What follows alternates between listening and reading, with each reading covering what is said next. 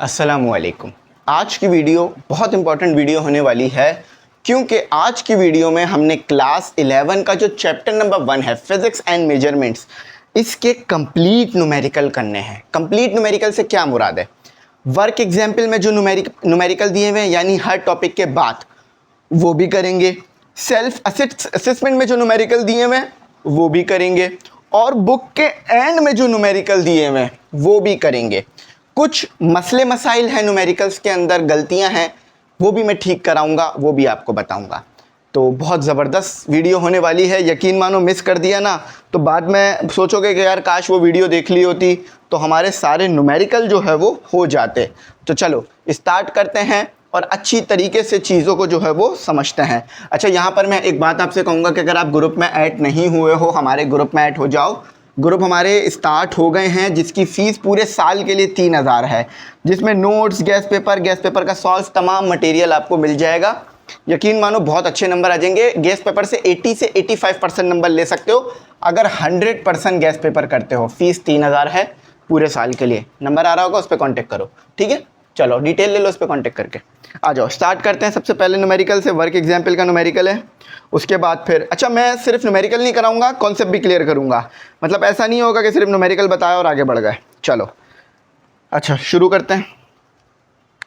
Given data लिख लेते हैं सबसे पहले। अच्छा, तो लिखा हुआ है यहाँ पर शो डेट, देखो आपके सामने यहाँ चल रहा है, show that the equation of impulse. आपको एक इम्पल्स की इक्वेशन दी हुई है। तो हमारी क्या है, वर्क एग्जाम्पल नंबर 1, ठीक है। चलो अब देखो गिवन क्या है, गिवन आपको एक इक्वेशन है, इसको समझो, गिवन डेटा और टू फाइंड। आपने फाइंड क्या करनी है, डायमेंशन फाइंड करनी है। इक्वेशन देखो क्या गिवन है, इक्वेशन आपको गिवन है एफ टी यानी फोर्स और टाइम, मास फाइनल वेलोसिटी और minus mass initial velocity equal to M और V F minus V I और equal to M delta V. देखो आपने ये प्रूफ करना है कि जब मैं डायमेंशन निकालूंगा ना, इसकी डायमेंशन तो हमें पता है, ठीक है, समझ लो इसकी डायमेंशन हमें पता है। लेकिन करना क्या है कि जब मैं डायमेंशन निकालूंगा ना, डायमेंशन क्या होता है आपके पास, डायमेंशन ये होता है एम, ठीक है, एल और टी, ये आपके पास डायमेंशन होती हैं। तो जब मैं डायमेंशन निकालूंगा ना, इसकी डायमेंशन इक्वल टू के इस साइड वाले की डायमेंशन और इक्वल टू के इस साइड वाले की डायमेंशन सारी सेम आनी चाहिए। अगर सेम आ गई तो इसका मतलब है जिस भी साइंटिस्ट ने या जिस भी इंसान ने ये इक्वेशन दी है इम्पल्स की, ये ठीक है। अगर ये नहीं हुआ, देखो फॉर्मूले में आपको देखो यहाँ पे कुछ और अलग फॉर्मूला मालूम हो रहा है, यहाँ कुछ अलग फॉर्मूला मालूम हो रहा है, यहाँ कुछ अलग फॉर्मूला मालूम हो रहा है, मगर डायमेंशन एक्यूरेट आएगी तीनों तरफ, इक्वल टू के तीनों तरफ। चलो आओ निकालते हैं, सही है। रूल समझ लेना, हमेशा याद रखना जिंदगी भर। अच्छा देखो मास, इसको हम इग्नोर कर देते हैं, एफ टी इग्नोर कर देते हैं क्योंकि हमें डायमेंशन तो निकालनी है ना। अच्छा चाहो तो फोर्स की डायमेंशन लिख लो, टाइम की डायमेंशन लिख लो, आसानी हो जाएगी। इसको अभी हम इग्नोर कर देते हैं क्योंकि इसकी डायमेंशन इन सब के बराबर ही आएगी। अच्छा इसको देखते हैं, ये आसान है। मास की डायमेंशन क्या पढ़ाई है मैंने, ये देखो, ये मास की डायमेंशन होती है, ये मास यानी m, ये लेंथ की डायमेंशन होती है l, और ये टाइम की डायमेंशन होती है, सही है। अच्छा तो मास क्या है आपके पास, मास है आपके पास m, ठीक है, ये m आ गया। वेलोसिटी की डायमेंशन आपको पता है, अगर नहीं पता तो फॉर्मूला लिख लो, v is equal to S upon T या डी अपॉन टी, ये फॉर्मूला है। देखो डायमेंशन निकालनी हो ना, सबसे पहले क्या करो, जो ड्राइव क्वांटिटी है ना, देखो वेलोसिटी एक ड्राइव क्वांटिटी है ना, इसको किसी बेस क्वांटिटी से मिलकर बनाया गया है। तो ड्राइव क्वांटिटी को बेस क्वांटिटी में बना लो, आपको डायमेंशन पता चल जाएगी। देखो वेलोसिटी, अब ये बनाना कैसे है, ड्राइव क्वांटिटी को बेस में कैसे लाना है, सिंपल वेलोसिटी का फॉर्मूला लिख लो, एस अपॉन टी। एस की डायमेंशन आपको पता है यानी लेंथ, ठीक है, लेंथ यानी डायमेंशन क्या हो गई, एल, टाइम यानी डायमेंशन टी। तो बस ये कर लो। आपको समझ नहीं आ रहा फोर्स की डायमेंशन क्या होगी, फोर्स का फॉर्मूला लिखो। फोर्स का फॉर्मूला क्या है, एम ए। एम आपके पास मास है, उसकी डायमेंशन एम आ गई। अब ए आपको नहीं समझ में आ रहा क्या है, ए का फॉर्मूला लिख लो, वी अपॉन टी, सही है, वी अपॉन टी स्क्वायर, सही है। उसके बाद आप मजीद डायमेंशन, मजीद आप वेलोसिटी को भी, सॉरी वी अपॉन टी है, वी अपॉन टी स्क्वायर नहीं है, वी अपॉन टी, फिर वेलोसिटी को मजीद खोल लो, s/t²। समझ गए? चलो चलो अब इसको देख लेते हैं ज़रा। याद रखना एक्सेलरेशन का फॉर्मूला होता है v/t। मैंने v/t² बोल दिया था, वो इस वजह से कि मैं इसको कंसीडर कर रहा था। इस सिचुएशन में सही है, लेकिन इस सिचुएशन में ये ऐसे बनेगा। अच्छा, अब vf माइनस mvi। अब vf की डायमेंशन क्या है? l/t। l लिख लिया। अब t को इन्वर्स नहीं लिखो, मतलब डिनोमिनेटर में ना लिखो, ऊपर ले आओ, इन्वर्स लिखो। समझ में आया? देखो ऐसे लिखते हो ना, l/t। डायमेंशन में हम ऐसे नहीं करते, ये अच्छा नहीं समझा जाता। डायमेंशन में हम ऐसे कर लेते हैं, एक ही बात है। इसकी आ गई। अच्छा, अब फाइनल है इनिशियल है, इससे कोई फर्क नहीं पड़ता। फाइनल है इनिशियल है, इससे कोई नहीं फर्क पड़ता। वेलोसिटी वेलोसिटी है, यूनिट तो सेम रहता है ना, चाहे फाइनल वेलोसिटी हो या इनिशियल वेलोसिटी हो। ठीक है, तो यहाँ पर क्या आ गया? Minus M L T inverse. अब आपके दिमाग में आएगा सर ये एक दूसरे से कैंसिल हो रहे हैं। नहीं बेटा, ऐसा नहीं होता, वजह बताता हूँ। ये हो गया आपके पास m, और यहाँ भी यही आ गया आपके पास एल टी इनवर्स और माइनस एल टी इनवर्स। सही है। और इक्वल टू के इस टाइप, इसकी डायमेंशन क्या आ गई? मास है तो m, वेलोसिटी की डायमेंशन हो गई एल टी इनवर्स। अब ज़रा मेरी बात सुनो, जब भी देखो ना दो डायमेंशन आपस में माइनस हो रही हैं या प्लस हो रही हैं, सेम होनी चाहिए, ये याद रखना। जब भी देखो दो सेम डायमेंशंस हैं, आपस में माइनस प्लस हो रही है, तो आप क्या करो, उनको एक ले लो। उसकी वजह सुनो। आप बोलोगे ऐसा क्यों हो रहा है? वजह भी तो होनी चाहिए ना यार, वो भी तो बताओ। फॉर एग्जाम्पल डेल्टा वी है, क्या होता है? वी एफ माइनस वी आई, यही होता है। अब ज़रा ये बताओ, वी एफ आपके पास 5 है, वी आई आपके पास 4 है, तो डेल्टा वी क्या बना? डेल्टा वी क्या निकल कर आया कैलकुलेशन के हिसाब से? 1 मीटर पर सेकेंड। तो ये डायमेंशन क्या आ रही है? दोनों को माइनस कराने से यूनिट तो एक ही रहा ना, यूनिट तो आपस में एलसीएम नहीं होता, क्योंकि देखो दो क्वांटिटी को आप माइनस कर रहे हो, वो सेम क्वांटिटी है। वेलोसिटी वेलोसिटी से माइनस हो रही है, तो सेम चीज़ ही निकल कर आएगी आखिर में। तो इसीलिए देखो ये 1 आ रहा है और मीटर पर सेकेंड। इसी तरह यहाँ भी है, दो डायमेंशन है, उसको सिंपल एक कर लो, एम एल टी इनवर्स, क्योंकि इन्होंने आपस में सॉल्व होकर एक ही चीज़ आपको देनी है। यहाँ भी दोनों आपस में माइनस हो रहे हैं, सेम कर लो। यहाँ तो ऑलरेडी सेम था, तो देखा आपके पास डायमेंशन तीनों तरफ सेम आ गई। अब इसकी डायमेंशन भी चाहो तो निकाल सकते हो, फोर्स की डायमेंशन। ठीक है, तो ये हमारे पास फाइनल आंसर आ रहा है एम एल। अच्छा, ऐसे लिखना गलत होता है, ऐसे लिखना गलत होता है, ऐसे लिख लो चाहो तो, एम एल टी का इनवर्स। ये तो मैंने सॉल्व करने के लिए लिख दिया, सही, ये तरीका सही है, ये फाइनल आंसर होना चाहिए। चाहो तो यहाँ पर भी आप ये ब्रैकेट्स लगा सकते हो। ठीक है, मैंने समझा रहा था तो इसलिए नहीं लगा उस वक्त। समझ में आई? इसको मत भूलना ज़िंदगी भर। पूरा मैं डिटेल में कॉन्सेप्ट क्लियर कर रहा हूँ ताकि एक भी चीज़ आपको ना परेशान ना करे। परेशानी वाले मामला तो मैं कभी आप लोगों को देता ही नहीं हूँ, परेशानी तो आपको मैं कराता ही नहीं हूँ, क्योंकि मैं सब सॉल्व कराता हूँ। अच्छा चलो आ जाओ, माशाल्लाह से आगे चलते हैं। अच्छा, अब आ जाते हैं अनसर्टेनिटी पे। अनसर्टेनिटी के टॉपिक आ गए ना? नहीं, एरर का टॉपिक है। अच्छा, अब इसका जो आंसर बुक में आ रहा है ना, हमारा इसका बिल्कुल अपोजिट आएगा, मगर आप चाहो तो इसे यूट्यूब से, गूगल से वेरीफाई कर सकते हो मेरे आंसर को। चलो, given data, work example number बच्चों क्या है? 2। चलो, गिवन डेटा सही है, और 2 फाइंड। पढ़ते वक्त ना एंजॉय किया करो, बिल्कुल बोर होने की ज़रूरत नहीं है। ये तालीम बोर थोड़ी ना करती है, तालीम तो शऊर लाती है। अच्छा, given data 2 find. If the radius of sphere is, sphere समझो, अगर मैं बोलूँ ये स्पेयर है, ये बात गलत होगी क्योंकि ये सर्कल है। मगर बोट 2D होता है, इसमें आप आगे जा सकते हो, ऊपर जा सकते हो, या नीचे जा सकते हो, या इस तरफ। 2D होता है बेसिकली, बोट 2 डायमेंशनल होता है। तो अगर 2 डायमेंशनल है तो सर्कल होगा। क्यों? क्योंकि देखो ना, आपके पास इस तरफ जाने की जगह है, ऊपर जाने की। बोट के अंदर आप नहीं जा सकते, तो बोट 2D होता है, 2 डायमेंशनल होता है, मगर स्पेयर 3D होता है। सही है, 3 डायमेंशनल होता है। जैसे कि फॉर एग्जांपल आप अर्थ है, अर्थ पे आप ऊपर जा सकते हो, नीचे जा सकते हो, इसके अलावा आप इस तरफ भी तो जा सकते हो ना। फॉर एग्जांपल ये देखो, मैं ऊपर जा सकता हूँ, नीचे की तरफ जा सकता हूँ, और यूं भी तो आ सकता हूँ, ऐसे भी मूव कर सकता हूँ। 3 डायमेंशन हो गया ना? सही है, तो 3 डायमेंशन होती है अर्थ हमारी, तो इसको स्पेयर कंसीडर करो। अब रेडियस क्या होता है ये बार बार मैं बताता हूँ ताकि आप लोगों को समझ में आए। ये डायमीटर हो गया, वो लाइन जो कि आपके सर्कल को या आपके स्क्वायर को दरमियान में से कट कर दे कि आधा हिस्सा इस तरफ रह जाए, आधा हिस्सा इस तरफ, वो डायमीटर लाइन कहलाती है। अब डायमीटर की जो हाफ लाइन होती है वो स्क्वायर होती है, तो ये आपको हाफ लाइन जो होती है वो रेडियस होती है। तो रेडियस कितना आप बच्चों को गिवन किया गया, रेडियस आपको गिवन किया गया 9 सेंटीमीटर। अच्छा, अब हम देखते हैं कि हमारा आंसर सेंटीमीटर में ही दिया हुआ है, तो हम सेंटीमीटर में ही रख लेते हैं। अब देखो यहाँ दिया हुआ है, आप चाहो तो मीटर में भी निकाल सकते हो, कोई मसले वाली बात नहीं है, सही है। अच्छा, तो अब आगे इन्होंने क्या मांगा है, विथ एन एरर। एरर आपको दिया हुआ है, देखो एरर को लिखते हैं डेल्टा आर से। मैं ज़रा तो एक बात क्लियर कर देता हूँ, आगे याद रखना, जब भी ये डेल्टा आ जाए ना, इसका मतलब होता है चेंज। लेकिन चेंज क्या, एरर भी तो हो सकता है ना चेंज में, तो ये एरर है। फॉर एग्जाम्पल, आप यहाँ से चले, यहाँ तक आना था, लेकिन यहाँ पे आने के बजाय आप यहाँ पर आ गए, थोड़ा सा आगे आ गए, तो अब क्या निकालोगे, डेल्टा निकालोगे, डेल्टा आर या डेल्टा एस निकालोगे या डेल्टा डी निकालोगे। तो डेल्टा क्या बता रहा है, चेंज बता रहा है। ये चेंज एरर भी हो सकता है, ये आपका एरर है। इतना हिस्सा आप इजाफी चलेगा, ये एरर है, याद रखना। चलो बनाते रहो ये छोटी छोटी चीज़ें, ताकि आपको और कॉन्सेप्ट अच्छे क्लियर होते रहें।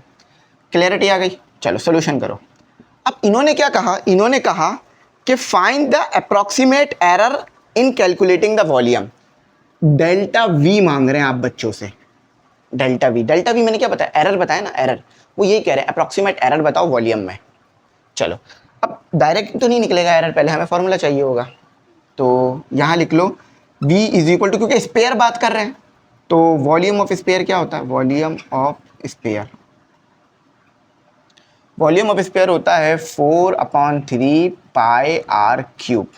This is our volume of sphere formula. अच्छा, अब आपने नहीं पढ़ी है डिफरेंशिएशन, आपने डिफरेंशिएशन नहीं पढ़ी, याद रखना और इसको लिख लो कि एरर निकालने के लिए ना आप किसी चीज़ को डिफरेंशिएट कर दो तो एरर निकल आएगा।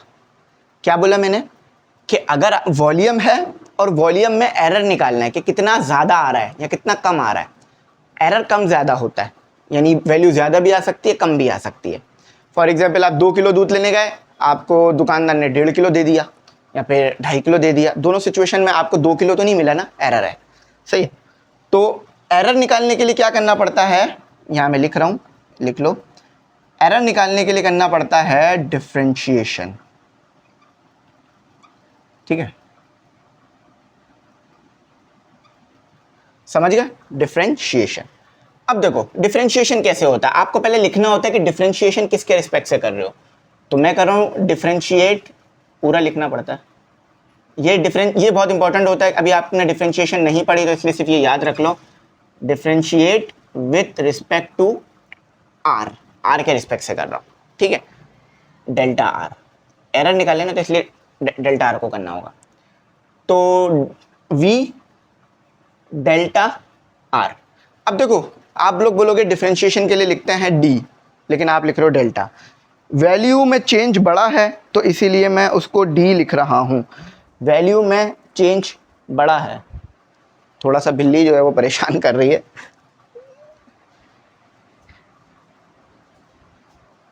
ठीक है। चलो, पढ़ाते हुए में हमारे बिल्ले साहब आ गए। अच्छा, तो देखो एरर को मैं लिख रहा हूँ यहाँ पे डेल्टा आर, यानी डिफरेंशिएशन को मैं डी नहीं लिख रहा जबकि डेल्टा लिख रहा हूँ, सही।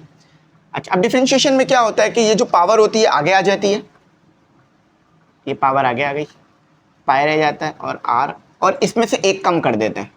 समझ में आया क्या किया, पावर को आगे ले आया और पावर में से एक कम कर दिया, तो इस 3 से 3 कैंसिल हो गया। इसको स्मॉल आर लिख लो, वो तो मैंने समझाने के लिए कैपिटल लिख दिया था इसलिए स्मॉल लिख लो, कोई मसला नहीं है, कैपिटल लिख लो स्मॉल लिख लो, वो कैलकुलेशन पे डिपेंड करता है। ठीक है, यहाँ तक समझ आ गया होगा, आई होप आप लोगों को अच्छा सा।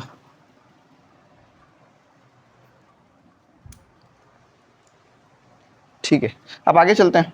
इस डेल्टा आर को इधर ले आओ, v is equal to 4 pi R square delta R. अच्छा, 4 आ गया, पाई की वैल्यू तो पता है 3.142, आर की वैल्यू गिवन थी, ये आर की वैल्यू है, सेंटीमीटर में ही रख लो, ठीक है, और 0.02 स्क्वायर। अब इसको जस्ट कैलकुलेट कर दो, आपका एरर आ जाएगा। अब आप बोलोगे सर ये बुक जैसा तो नहीं आ रहा, देखो बुक में जो तरीका बताया वो अलग बताया, उससे आंसर अलग आएगा, लेकिन जो तरीका एरर निकालने के लिए फॉलो होता है वो ये है जो मैं बता रहा हूँ। इसको आप वेरीफाई कर सकते हो यूट्यूब वगैरह से, आपका ये वेरीफाई हो जाएगा। तो 20 पर 20.35। अच्छा यूनिट क्या लिखा मैंने, यूनिट मैंने लिखा सेंटीमीटर, एरर के लिए मतलब क्यूब होता है तो इसलिए क्यूब आएगा, वॉल्यूम का यूनिट क्यूब होता है। अब आप लोग परेशान हो रहे होगे ये कौन है जो इतनी देर से मुझे परेशान कर रहा है, तो मैं आपको दिखा देता हूँ। ये देखो, ये बिल्कुल काला बिल्ला है, ये यहाँ घूमता रहता है घर में। अच्छा चलो अब आगे कैलकुलेट करते हैं, आगे चीज़ें करते हैं। हो गया, चलो आगे आ जाओ। अब आ जाओ वर्क एग्जाम्पल नंबर 3 पे करते हैं। इनसे प्यार करना चाहिए, जानवरों को तंग नहीं करना चाहिए, ठीक है भाई। तो मैं जानवरों को बहुत ज़्यादा जो है ना प्यार करता हूँ, और कभी भी जानवर कोई बैठा हुआ होता है कहीं किसी जगह पे, तो मैं उसे बिल्कुल भी तंग नहीं करता, क्योंकि जानवरों को तंग नहीं करना चाहिए। बचपने में तो शायद करता है हर कोई, लेकिन बड़े होके तो बिल्कुल नहीं। प्यार से अगर हटाना है तो प्यार से हटाएं, मार के नहीं, गुस्सा करके नहीं। If radius of a sphere, वही अगेन सेम सवाल है, सेम चीज़ है, कर लेते हैं, ठीक है। गिवन डेटा टू फाइंड, मैं आपको बिल्कुल कॉन्सेप्ट भी क्लियर कर रहा हूँ, रटवा नहीं रहा, ताकि आपको अच्छा समझ में आए। स्फीयर का रेडियस आपके पास है, यानी वो आर की बात कर रहे हैं, तो 7.5 सेंटीमीटर है। इसमें एरर है, यानी वो डेल्टा आर की बात कर रहे हैं, 0.03 मीटर का है। यानी जो वैल्यू है ना, या तो वो 0.03 ज़्यादा है इस वैल्यू में, या तो 0.03 कम है, जो कि बहुत कम वैल्यू है, लेकिन है, एरर है, ठीक है। तो आगे कर लेते हैं। Find the approximate error in calculating the volume, वही अगेन बोलना है, वॉल्यूम में एरर पता करना है। चलो ठीक है, मैंने यहाँ भी डेल्टा भी लिखा होगा ना, सोल्यूशन। अब दोबारा डायग्राम वगैरह बनाने की ज़रूरत नहीं है, वो हम एक पहली बार समझ चुके हैं। अब अगेन फार्मूला लिख लो, v = 4/3 पाई आर क्यूब। अब देखो यहाँ मैंने स्मॉल ही लिख दिया है, तो कैपिटल स्मॉल का चक्कर नहीं है। अब डिफ्रेंशिएट कर दो, डिफरेंशिएट विद रिस्पेक्ट टू, बताओ बच्चों, आर। अब देखो डेल्टा आर, तो अच्छा हाँ, एक और करेक्शन कर लो कि अब ये डेल्टा वी हो गया है, क्योंकि एरर निकाला है ना मैंने यहाँ ये डेल्टा लगाना भूल गया था, ये एरर निकाला है ना मैंने, तो ये डेल्टा हो गया है। असल में ना ऐसे होता है, डावा वी अपॉन डावा आर, सही है, लेकिन वो डेरिवेटिव में नहीं शो कर रहा, क्योंकि बड़ा चेंज है, तो इसलिए मैं डेल्टा शो करा रहा हूँ। चलो, नोटेशन सही होना बहुत ज़रूरी है, वरना तो कुछ का कुछ मायने निकल आते हैं। आगे करते हैं। अब अगेन डिफ्रेंशिएट करेंगे, डिफ्रेंशिएट करने की वजह से डेल आ जाता है, वैसे तो डी आता है, लेकिन मैं यहाँ डेल लिख रहा हूँ। तो 4/3, 3 आगे आ जाना है, पाई हो जाना है, आर पे स्क्वायर हो जाना है। कैसे समझ में आया ना, मैंने डिफ्रेंशिएट किया। अच्छा, तो ये मेरा अगेन 4, और ये मेरा पाई, और ये मेरा आर की वैल्यू क्या है, यहाँ आर अलग दिया था ना, 0.03, और स्क्वायर किस पे था, ये डेल्टा आर असल में इधर आ जाएगा, सही, तो इधर से हटा देते हैं, ये डेल्टा आर इधर आ जाएगा, तो मैंने इधर लिख दिया। ये वाला आर लिख लेते हैं, तो ये वाला आर हमें दिया हुआ है 7.5 का स्क्वायर। देखो किया क्या, कुछ मुश्किल नहीं किया, मैं समझा देता हूँ। ये डेल्टा आर, ये आर है, ये वी लग रहा होगा आप लोगों को, ये डेल्टा आर यहाँ से उठकर यहाँ गया, 4 की वैल्यू एज इट इज आ गई, पाई एज इट इज आ गया, आर यहाँ पर आ गया स्क्वायर में, और जो ये वाला डेल्टा आर था वो यहाँ से यहाँ आया, तो ये लिख दिया, सही है। इसकी वैल्यू भी कुछ करीब करीब ऐसे ही बन के आ रही थी जवाब में। तो 4 multiply by pi multiply by 0.03 multiply by 7.5 का स्क्वायर, 21.20 सेंटीमीटर का क्यूब, स्क्वायर नहीं, ठीक है। चलो, कॉन्सेप्ट क्लियर है, बात समझ आ रही है। कोई परेशानी वाली बात तो मैं वैसे भी आप लोगों से कभी करता नहीं हूँ, परेशान मैं आप लोगों को बिल्कुल भी नहीं करता।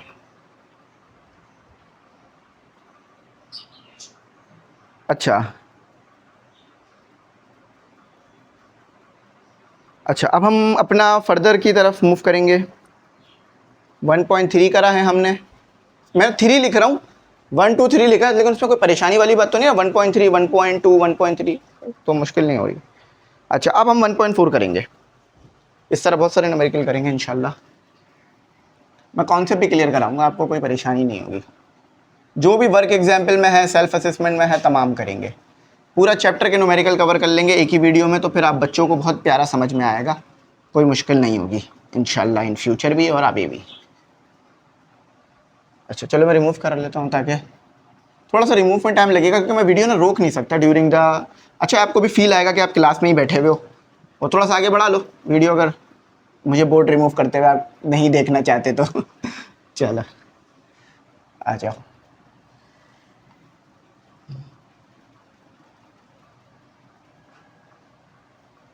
ठीक है चलो स्टार्ट करते हैं। Now we move further.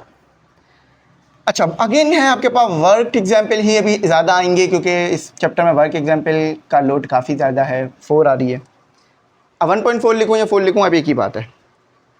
अच्छा कहते हैं calculate the length of cube, cube की लेंथ पता करनी है। क्या पता करनी है? क्यूब की calculate the length, sorry calculate नहीं लिखा हुआ, कंसीडर लिखा हुआ है। उन्होंने लिखा हुआ है कि हमने आपको दी हुई है क्यूब की लेंथ। अब ज़रा एक बात सुनो, L plus minus delta L, ये क्या चक्कर है सर? ये क्या बात हो गई? ये क्या गलत बात कर दी आपने? मैं बताता हूँ। ये है अनसर्टेनिटी, अनसर्टेनिटी। अनसर्टेनिटी का मतलब होता है वैल्यू में शक है कि यार या तो ये कम आई है या तो ये ज़्यादा आई है, शक है। अब आप बोलोगे एरर है, नहीं एरर नहीं, एरर और अनसर्टेनिटी में फ़र्क होता है। देखो एरर उधर कहते हैं, एरर वहाँ पर आता है जहाँ पर हमें एग्जैक्ट वैल्यू पता है। फॉर एग्जाम्पल समझो आपने ये लेंथ कैलकुलेट की, ठीक है, आपने कैलकुलेट की 4.5, जबकि इसकी एक्चुअल वैल्यू है 4.6, तो आपने माइनस किया 4.6 को 4.5 से, तो ये डेल्टा एल आ गई आपके पास, डेल्टा एल आ गई 0.1। ये एरर है। क्यों? क्योंकि आपको एक्चुअल वैल्यू पता है। एक्चुअल वैल्यू इसको ले लेते हैं, इसको ले लेते हैं, ये एक्चुअल वैल्यू है और ये हमने मेजर की है। तो जब एक्चुअल वैल्यू आपको पता हो कि 100% वैल्यू कौन सी आनी थी और आपने कौन सी निकाली है, तो फिर दोनों को माइनस करके जो आएगा वो एरर होगा। समझ गए? अच्छा अब मैंने लेंथ कैलकुलेट की, मेरे पास आई 4.4। अब मुझे एक्चुअल वैल्यू नहीं पता, एक्चुअल वैल्यू कुछ भी हो सकती है, 4.5, 4.6, 4.3, मुझे नहीं पता एक्चुअल वैल्यू क्या है। तो अब मैं क्या कहूँगा? ये अनसर्टेनिटी है। अनसर्टेनिटी, अनसर्टेनिटी का मतलब क्या है? इसमें कोई ना कोई फ़र्क है। समझ रहे हो? जब एक्चुअल वैल्यू पता हो उस वक्त अगर वैल्यू कम आएगी तो वो एरर होगा, लेकिन आपको पता ही नहीं है कि एक्चुअल वैल्यू है क्या और वैल्यू निकाल ली है, तो वो अनसर्टेनिटी है। तो इन दोनों में ज़रा फ़र्क रखना ताकि आपको हमेशा ये बात याद रहे। लिखे रहने देता हूँ ताकि आप समझ लो। मुझे एक्चुअल वैल्यू नहीं पता, तो इसीलिए अब मैं इसे अनसर्टेनिटी कहूँगा। जो वैल्यू मैंने कैलकुलेट करी है, ये मैंने मेजर करी है बेसिकली, सही। तो इसी तरह से यहाँ पर डेल्टा एल है, इसका मतलब है ये अनसर्टेनिटी है, वैल्यू कम ज़्यादा आई है, ठीक है। अच्छा देखो एरर तो कम और ज़्यादा हो सकता है ना, इसलिए इसमें परेशान ना होना। अच्छा ये वाली वैल्यू जो है, ये वाली वैल्यू जो है वो क्या है? ये वाली वैल्यू आपकी मेजर वैल्यू है, यानी वो वैल्यू है जो आपने मेजर करी है। मेजर से मुराद मेन नहीं है, मेजर से मुराद जो कैलकुलेट करते हैं, वो जो हम सॉल्व करते हैं ना, उसको कह रहा हूँ। ये मेजर वैल्यू है आपकी और ये अनसर्टेनिटी है, यानी इतना फ़र्क है, यानी आपने ये निकाली है लेकिन इस वैल्यू में इतनी वैल्यू कम ज़्यादा हो सकती है। बात समझ रहे हो? कॉन्सेप्ट समझ आ रहा है? फील आ रहा है? फील आना चाहिए बस। तो हो गया। चलो अब एंड यू कैन फाइंड, हमें जो you want to find absolute uncertainty. Absolute uncertainty समझ लो क्या होता है। आपको क्या क्या एब्सोल्यूट को डेल्टा से ही लिखते हैं, तो एब्सोल्यूट अनसर्टेनिटी लिखनी है वॉल्यूम के अंदर। चलो इसको पता करते हैं। अच्छा सबसे पहले तो वॉल्यूम का फॉर्मूला बताओ मुझे क्या होता है। आपको पता कैसे चलेगा वॉल्यूम का फॉर्मूला क्या है? क्यूब की बात कर रहे हैं, क्यूब समझो क्या होता है। वॉल्यूम ऑफ क्यूब क्या होता है? ये क्यूब है। अब क्यूब हम किस चीज को कहते हैं?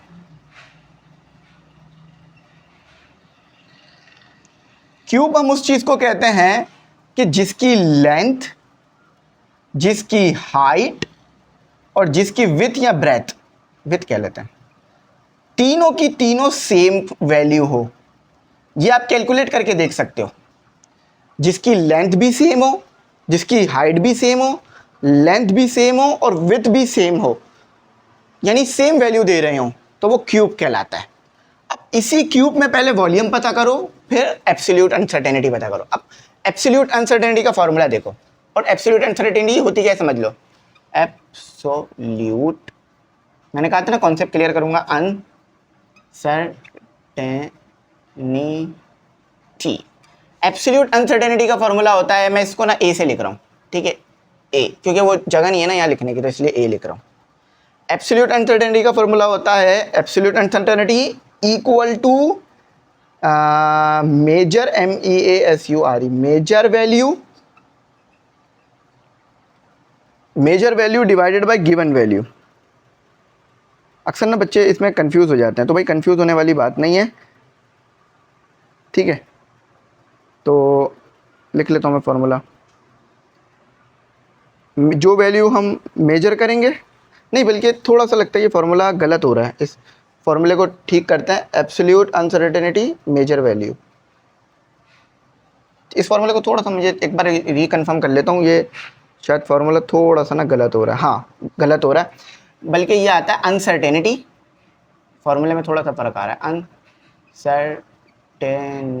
Uncertainty divided by given value या measure value, MEASURE, measure value.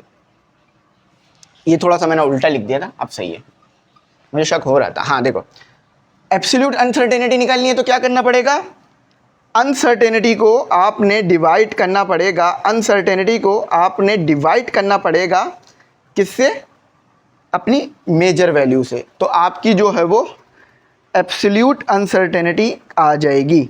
सही है, चलो अब इसको कैलकुलेट करते हैं।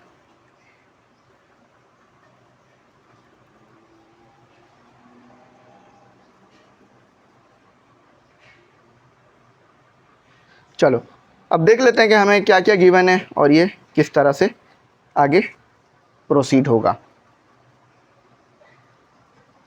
अच्छा, तो ए लिख लिया मैंने।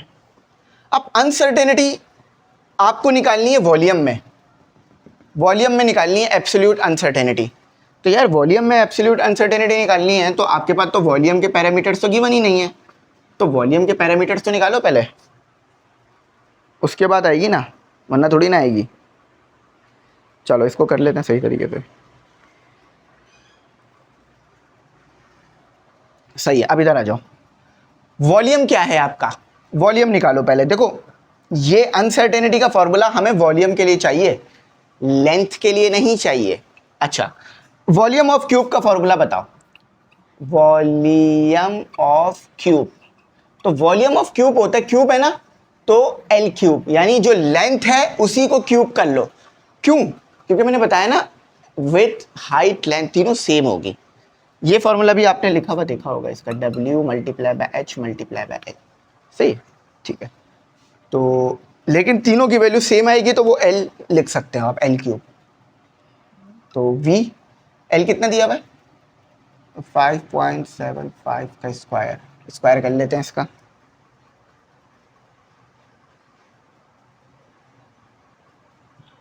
तो 5.75 का स्क्वायर, स्क्वायर नहीं बल्कि क्यूब, क्यूब है, स्क्वायर थोड़ी ना है, क्यूब है। जल्दी जल्दी में लगता है गलतियाँ हो रही हैं, चलो ठीक है, क्यूब है।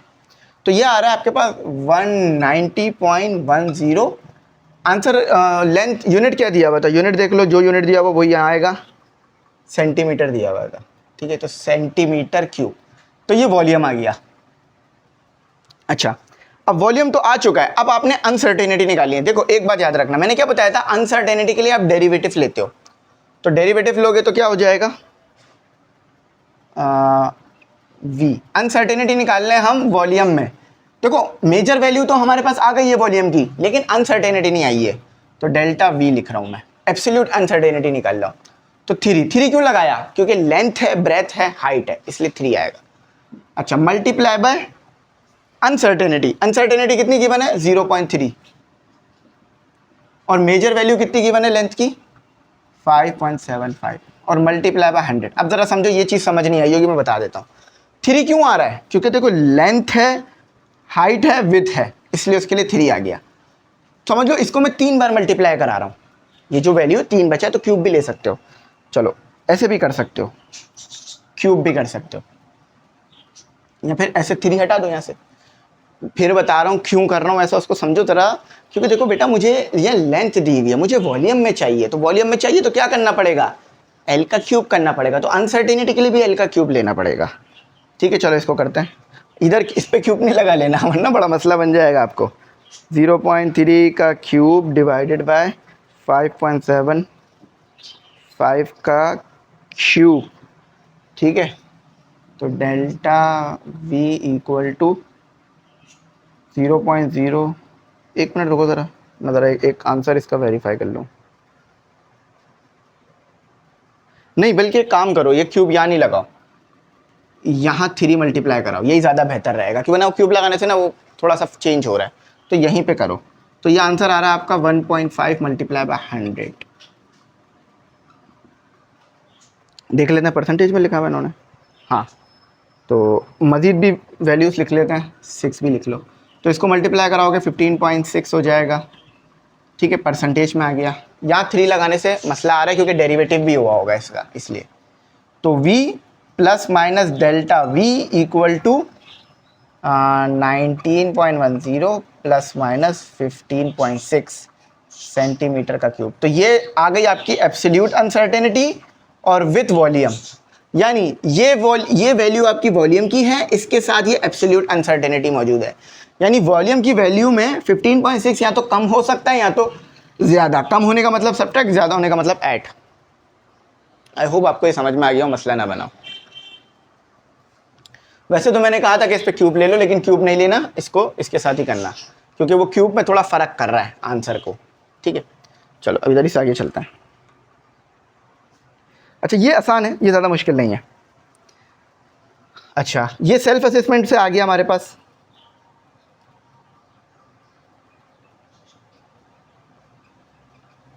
ठीक है अब गिवन डेटा देखो, न्यूमेरिकल समझो।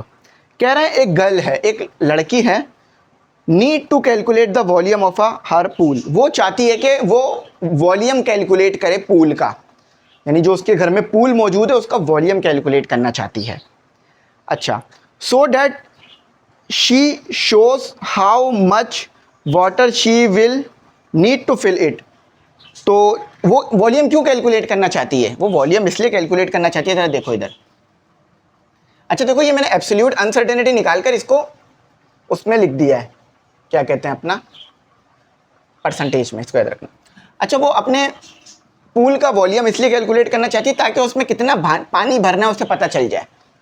वॉल्यूम पता चल जाएगा पूल का कि कितना वॉल्यूम है, तो उसमें पानी भर सकेगी ना अच्छी तरह से, कहीं पानी के शॉर्टेज तो ना चल रहे हो इलाके में। अच्छा how much water she will need to fill it, she measure the length, उसने लेंथ मेजर कर लिए, यानी उसने लेंथ, देखो वॉल्यूम डायरेक्ट मेजर नहीं हो सकता, उसने क्या किया वॉल्यूम मेजर करने से पहले लेंथ मेजर कर लिए। तो लेंथ क्या मेजर की है, ये एल लिख रहा हूँ। अब इसमें अनसर्टेनिटीज मौजूद है, ये गिवन डेटा हो गया, गिवन डेटा, और यहाँ टू फाइंड में जैसा आपको वॉल्यूम और प्लस माइनस उसमें जो एरर है वो पता करना है। अच्छा तो उसने लेंथ कितनी कैलकुलेट की, 5.56 प्लस माइनस 0.14 मीटर। अच्छा ये मीटर में कर रही है कैलकुलेट। विथ कितनी कैलकुलेट की, 3.12 प्लस माइनस 0.08 मीटर। और हाइट कितनी कैलकुलेट की, 2.94 प्लस माइनस 0.11 मीटर। ठीक है अब वॉल्यूम निकालना है। देखो अब है रेक्टेंगल, पूल रेक्टेंगल होता है, पूल स्क्वायर में नहीं बनता, अक्सर रेक्टेंगल बनाए जाते हैं। अच्छा अब रेक्टेंगल के लिए फॉर्मूला क्या लिखोगे आप, वॉल्यूम के लिए लिखोगे length multiply by breath multiply by height. अब देखो रेक्टेंगल में ना लेंथ इक्वल नहीं होती ब्रेथ के और ना ही हाइट के। अगर ये तीनों इक्वल हो गए तो ये तो दोबारा क्यूब बन जाएगा, है ना।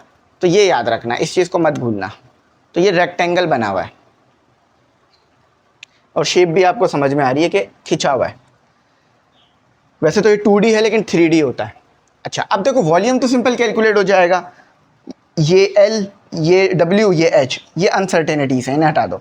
इन्हें अभी मैं करता हूँ, 5.56 मल्टीप्लाई 3.12 मल्टीप्लाई 2.94, सही है, ये मैंने वॉल्यूम्स लिख दिए, मतलब वॉल्यूम लिखने के लिए लेंथ हाइट ब्रेथ लिख दी। तो 5.56 multiply 3.12 multiply 2.94, the answer is 51, almost 51 आ रहा है। तो ये और मीटर क्यूब होगा, क्यों? क्योंकि मीटर में दिया हुआ था। चलो ये आ गया आपके पास वॉल्यूम। अब हम कैलकुलेट करने की तरफ बढ़ रहे हैं अनसर्टेनिटी, ठीक है? तो अनसर्टेनिटी निकालते हैं। अच्छा, अनसर्टेनिटी, परसेंटेज अनसर्टेनिटी मांगी गई है, मतलब अनसर्टेनिटी निकालते हो। तो अनसर्टेनिटी निकालने के लिए आपने क्या करना पड़ेगा? अनसर्टेनिटी निकालनी है ना आपने, तो मैं इसको लिख लेता हूँ, लेंथ में अनसर्टेनिटी निकालनी है, डेल्टा एल निकालना है आपने। तो अनसर्टेनिटी को, परसेंटेज अनसर्टेनिटी निकालनी है ना, तो अनसर्टेनिटी को मल्टीप्लाई करना पड़ेगा आपने, सॉरी अनसर्टेनिटी को डिवाइड करना पड़ेगा आपने मेजर वैल्यू से, और फिर सबको ऐड कर देंगे। तो कर लेते हैं 0.14 5.56, तो कैलकुलेट कर लो। इसी तरह डेल्टा डब्ल्यू निकाल लो, तो 0.08 डिवाइडेड बाय 3.12। इसी तरह डेल्टा एच निकाल लो, 0.11 डिवाइडेड बाय 2.64। चलो अब इसको जो है वो कैलकुलेट कर लो, इसको कैलकुलेट कर लो अब ज़रा कि क्या आपके पास बनकर आ रहा है। ये बेसिकली अनसर्टेनिटीज निकल रही हैं, परसेंटेज या एब्सोल्यूट। तो ये आ रहा है 0.02। अच्छा, अब इसी तरह आगे चलते हैं, 0.08 डिवाइडेड बाय 3.12, तो ये आ रहा है, ये भी 0.02 आ रहा है, 0.02। अच्छा, 0.11 डिवाइडेड बाय 2. ये आ रहा है 0.03। अच्छा, अब इन्हें क्या करो, इस वैल्यू को ना थोड़ा और प्रिसाइज कर लो।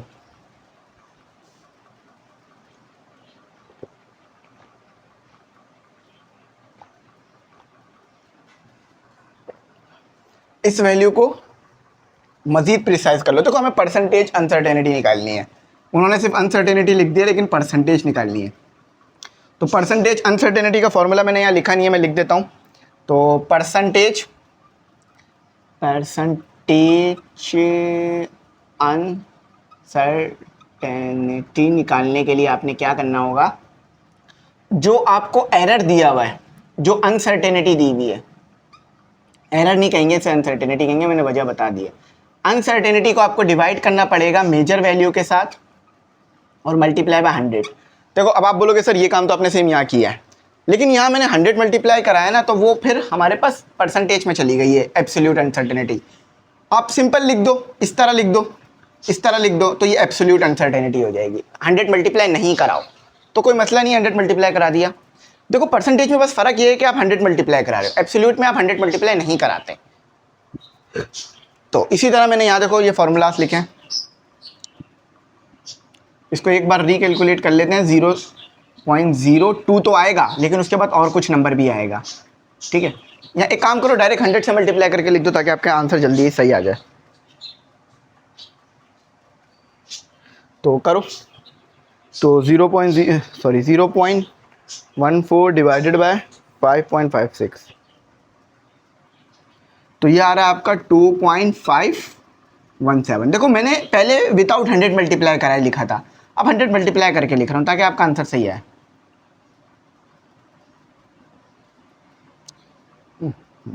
चलो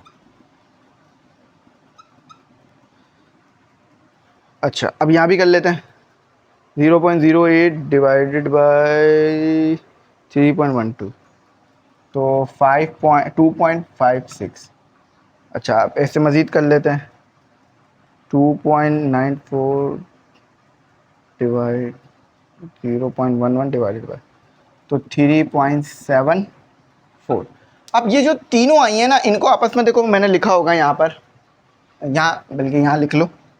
अब ये जो वॉल्यूम में अनसर्टेनिटी निकालनी है ना, डेल्टा वी निकालना है ना, वो भी परसेंटेज में, तो आपने क्या करना होगा, delta L plus delta W plus delta H, ये प्लस है, मल्टीप्लाई नहीं है।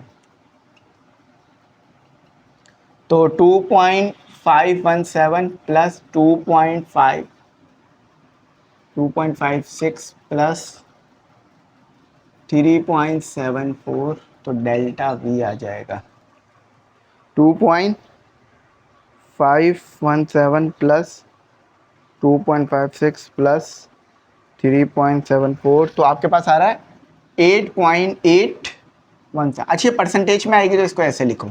अच्छा, तो वॉल्यूम जो आ रहा है वो क्या आ रहा है, वॉल्यूम लिखो पहले, फिर प्लस माइनस डेल्टा वी लिखो। तो वॉल्यूम कितना निकाला मैंने, 51 मेरे पास वॉल्यूम आ रहा है, और प्लस माइनस उसमें अनसर्टेनिटी कितनी आ रही है, 8.817 मीटर क्यूब, बल्कि नहीं, मीटर क्यूब को थोड़ा सा अलग करके लिखो। सही है, समझ में आ गया आंसर। बस ये फॉर्मूला मैंने बाद में लिखवाया, ये मुझे पहले लिखवाना चाहिए था। Uncertainty divided by measure value, measure value भी लिखो, पूरा लिखो। देखो ये जो नीचे है ये मेजर वैल्यू है जो लड़की ने कैलकुलेट करी, और ये उसने आगे पीछे कैलकुलेट कर लिया, अनसर्टेनिटी आ गई है। तो इस तरह आपका आंसर आ गया। थोड़ा सा ये लेंथी था लेकिन आसान था, इतना मुश्किल नहीं था। चलो फर्दर मूव करते हैं। अच्छा, अब हमारे सारे वर्क एग्जाम्पल सेल्फ असेसमेंट हो गए। अब जो बुक के एंड में दिए हुए वो करते हैं।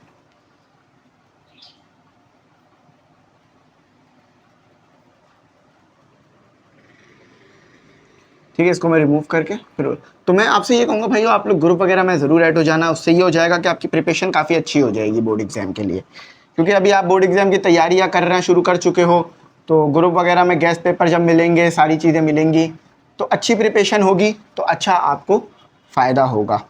और वैसे भी हमारे ग्रुप क्लोज होते रहते हैं, नए आते रहते हैं, लेकिन आप लोग जब ऐड होगे तो आपको तमाम चीज़ें हम प्रोवाइड करेंगे इंशाल्लाह। सही, इसी तरह आपको बड़े बड़े लेक्चर्स हम करके देते रहेंगे।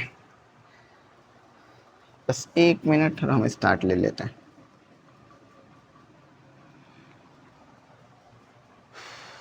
Just a wait a while.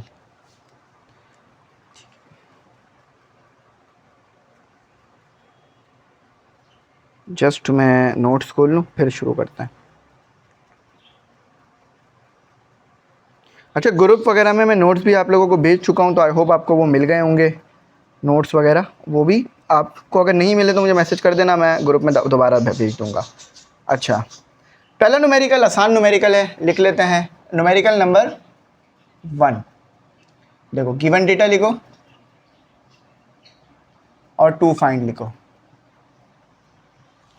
What is the percentage uncertainty. देखो परसेंटेज अनसर्टेनिटी मांग रहे हैं, क्या मांग रहे हैं, percentage uncertainty.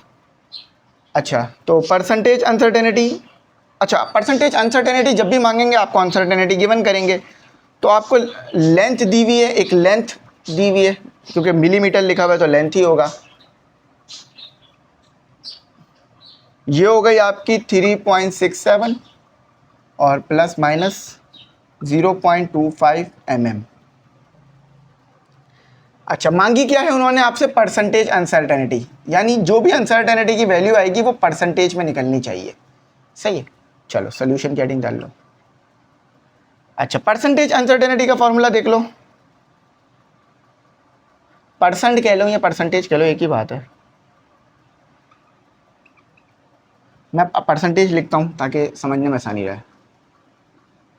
Uncertainty equal to, percentage uncertainty equal to, अच्छा देखो चाहो तो इसे सिर्फ अनसर्टेनिटी लिख लो या एब्सोल्यूट अनसर्टेनिटी लिख लो, एक ही बात है।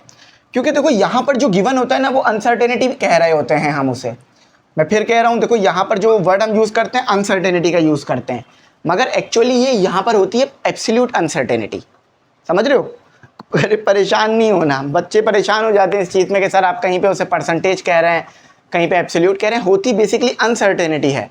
अब परसेंटेज कब होगी, जब उसके साथ 100 मल्टीप्लाई हो रहा होगा फॉर्मूला लगकर, और एब्सोल्यूट कब होगी, जब 100 मल्टीप्लाई नहीं हो रहा होगा। बस ये फ़र्क होता है।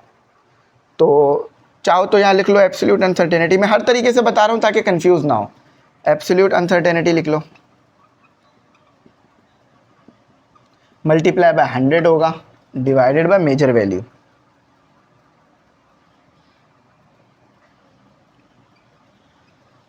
अच्छा अब देखो मैं यहाँ पे पूरा तो नहीं लिख रहा, PU लिख रहा हूँ, परसेंटेज अनसर्टेनिटी, शॉर्ट फॉर्म करें ना, ये हो गई एब्सोल्यूट अनसर्टेनिटी, ठीक है। तो 0.2 ये हो गई आपकी एब्सोल्यूट अनसर्टेनिटी, और ये हो गई आपकी measure value, MEASURE measure value.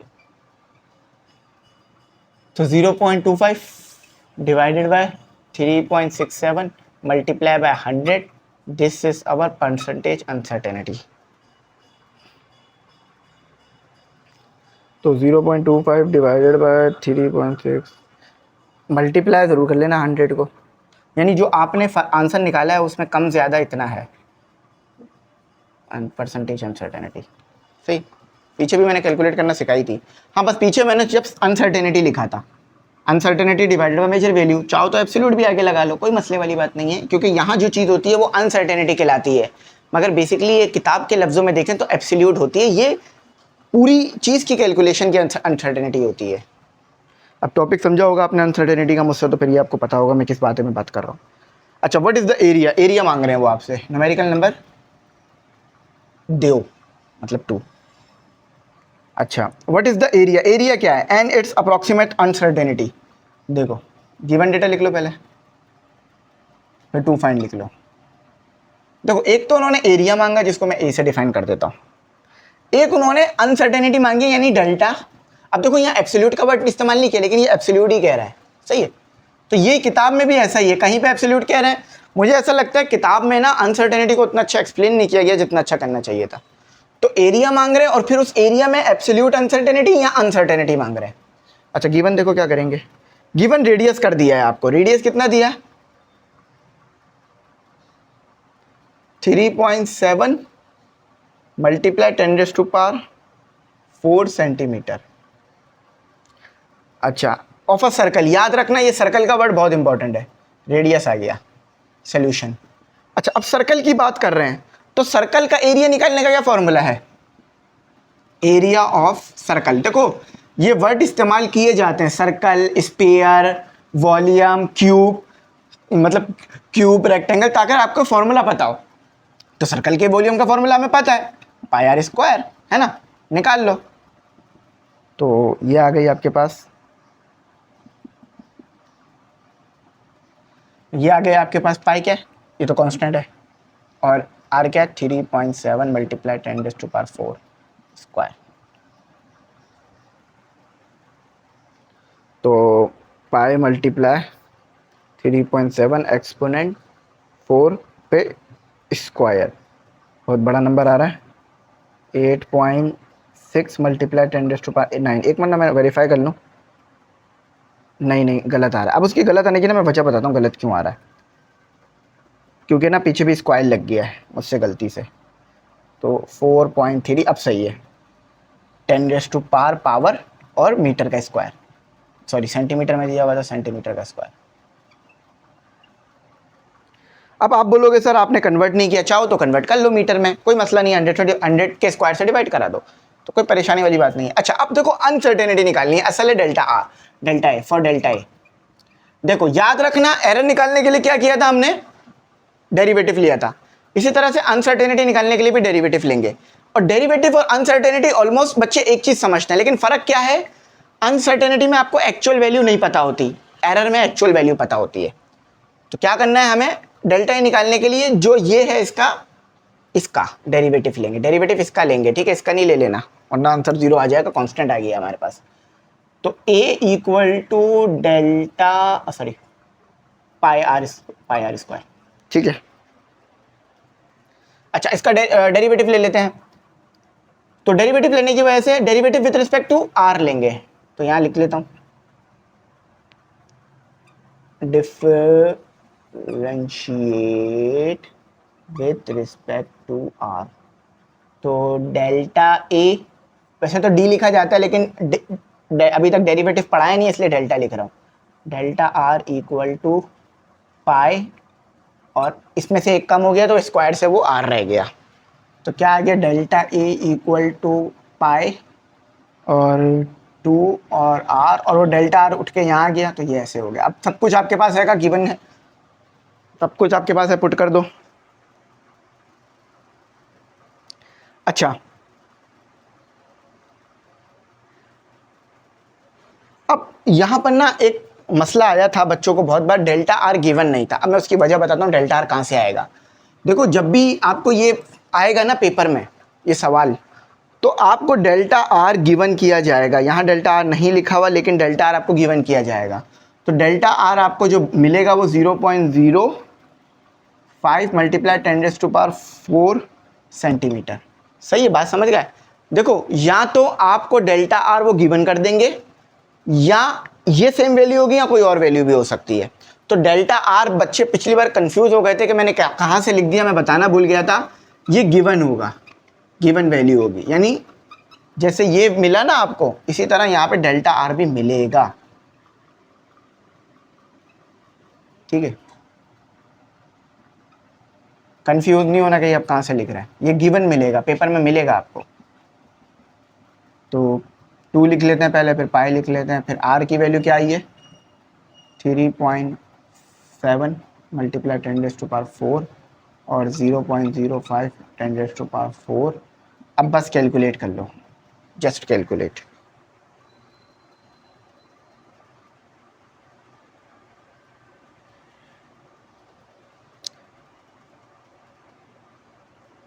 Zero point zero, तो आपके पास जो आंसर आ रहा है वो आ रहा है 1.16 मल्टीप्लाई 10⁸ सेंटीमीटर का स्क्वायर। देखो यहाँ भी मैंने सेंटीमीटर स्क्वायर लिखा है। वेरीफाई कर लेते हैं आंसर सही है गलत है। सही है, वैसे शायद बुक में इन्होंने ना ऐसे लिखा हुआ है, तो वो एक इसमें से ऐड हो जाएगा, मतलब पॉइंट को इधर मूव करा दो तो 0.11 मल्टीप्लाई 10⁹ सेंटीमीटर का।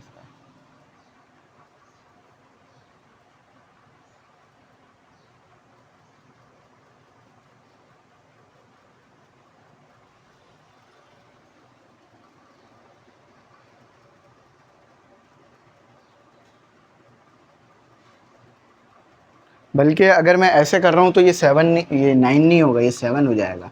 आप ये वाला कंसीडर कर लो यार, और ये 7 आएगा फिर इस सिचुएशन में, क्योंकि मैंने फिर उसको आगे बढ़ाया ना, तो एक माइनस हो जाएगा ना उसमें से। ठीक है, नहीं बल्कि मैंने यूँ मूव करा है ना, हाँ सही है, 9 हो जाएगा। ठीक है, सही सही आ रहा है, सही आ रहा है, इसमें कोई एरर नहीं है, ठीक आ रहा है। ये लो, चलो ये समझ आ गया। अब न्यूमेरिकल नंबर 2 करते हैं, 3 करते हैं बल्कि, 2 तो हो गया ना। An aeroplane travel eight, aeroplane travel करता है, अच्छा किस स्पीड से ट्रेवल कर रहा है वो स्पीड गिवन है, गिवन डेटा देखो क्या लिखा हुआ है, और 2 फाइंड क्या करना है। समझो ये आपका आ गया एरोप्लेन, ठीक है, ये आपका एरोप्लेन आ गया, महंगा वाला एरोप्लेन है ये, ठीक है, थोड़ा सा इसलिए ऐसा है। ये एरोप्लेन आ गया आपका। अच्छा अब ये एरोप्लेन यहाँ आगे ट्रेवल कर रहा है, अब ये इस किस स्पीड से ट्रेवल कर रहा है वो गिवन है आपको, वो स्पीड आपको दी हुई है 850 kilometre our, kilometre per hour.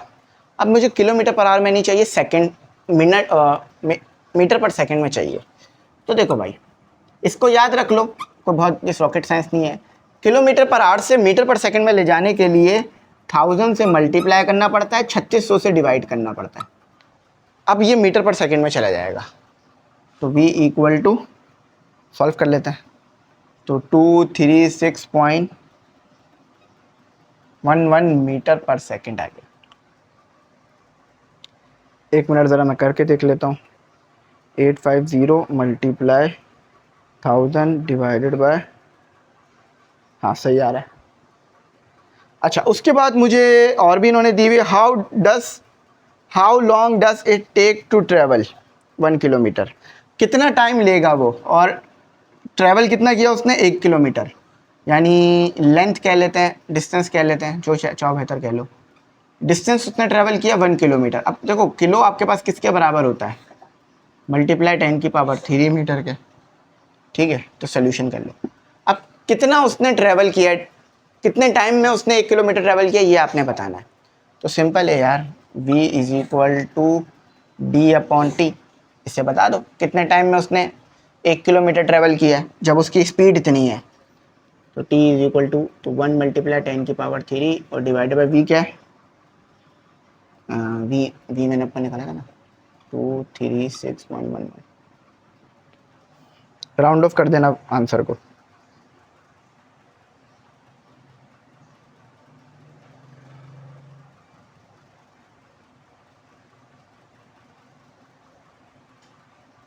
तो आंसर आ रहा है आपका 4.235 सेकेंड। इतने टाइम में उसने 1 किलोमीटर ट्रेवल किया है। अगर वो इतनी स्पीड से जा रहा है, क्योंकि बहुत ज़्यादा स्पीड है, प्लेन बहुत तेज़ी मूव करता है, 1 किलोमीटर जस्ट उसने 3 सेकंड में मूव, 4 सेकंड में मूव कर लिया। सही समझ आ गया? राउंड ऑफ कर दोगे तो आपके राउंड ऑफ करने से ये 4 हो जाएगा। ये छोटी छोटी चीज़ें हैं जो आप खुद भी करेक्शन डाल सकते हो। अगर आपको लग रहा है सर ये ऐसे आएगा, ऐसे नहीं आएगा, तो कर सकते हो, कोई आपको मतलब रोका हुआ नहीं है।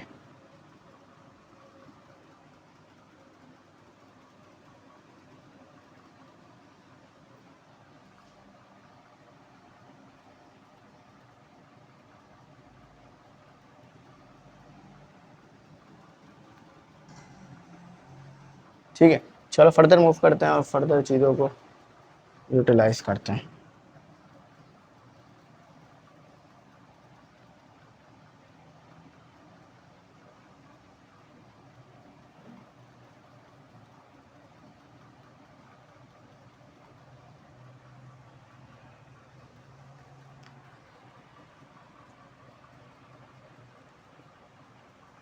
अच्छा, अ रेक्टेंगुलर होल्डिंग टैंक। अच्छा, ये तो आसान है, रेक्टेंगुलर टैंक की बात हो रही है। न्यूमेरिकल नंबर 4 है। एक रेक्टेंगुलर होल्डिंग टैंक यानी पानी जमा करने का एक टैंक है। ये रेक्टेंगुलर है तो इस तरह का शेप बनेगा, ठीक है, इस तरह का शेप बनेगा।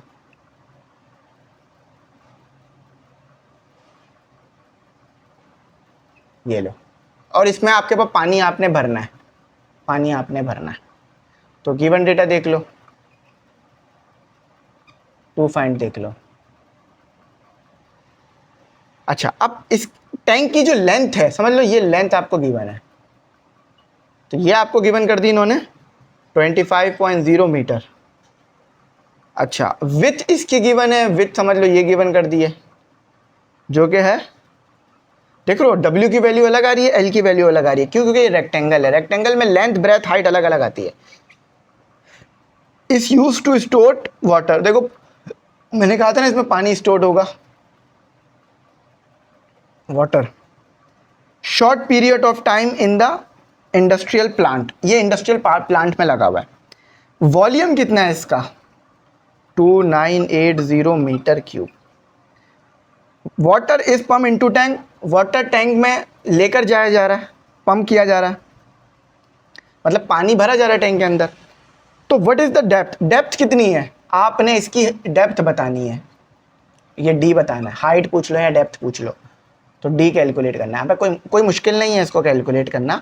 तो V is equal to L multiply by W multiply by H पढ़ा है ना, तो यहाँ H की जगह D लिख लो, डेप्थ हाइट हो गई, ठीक है।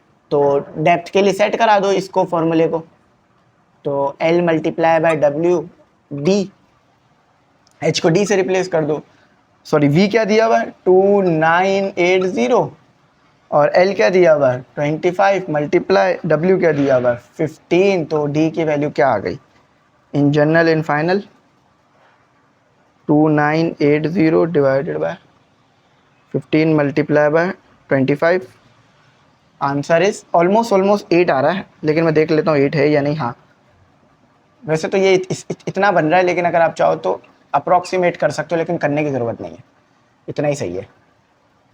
जब उन्होंने नहीं दिया हुआ तो हमें क्यों करें। अच्छा, अब न्यूमेरिकल नंबर 5 करते हैं।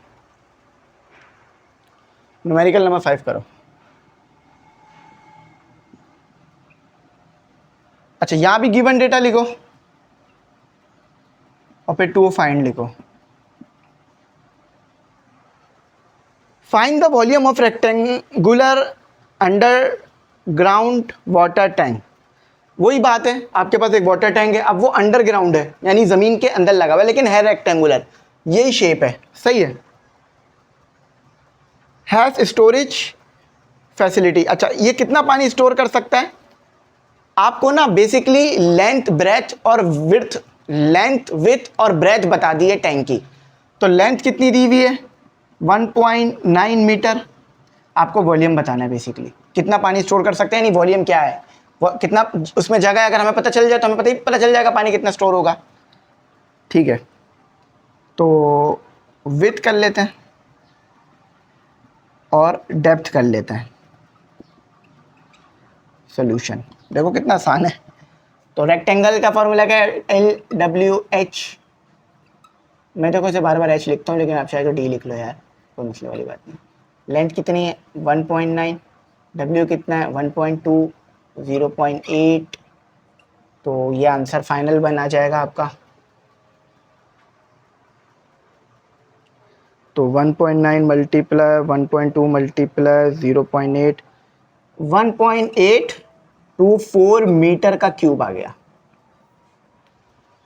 करेक्शन है, बात समझ आती है आपको मेरी? चलो अब देखो यार, इसको राउंड ऑफ वगैरह करोगे, सिग्निफिकेंट फिगर लगा के 2 मीटर क्यूब भी आ जाएगा। ऑलमोस्ट 2 ही बन रहा है।